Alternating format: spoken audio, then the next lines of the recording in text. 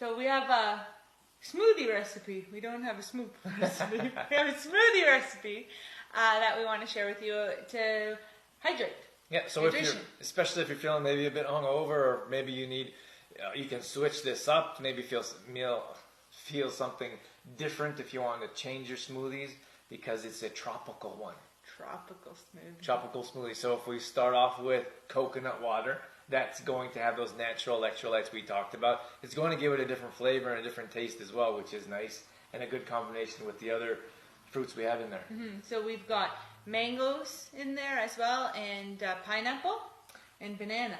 Yep. So that's all part of the tropicalness. Right, you can throw refreshing, and it'll help replenish like those natural sugars as well. Yeah, we always recommend Complete Truth Protein. Yeah. We've seen it before as we talk about. Sometimes we feature it, but Complete Truth Protein is a nice way to add an extra boost to your smoothie or make it a whole meal.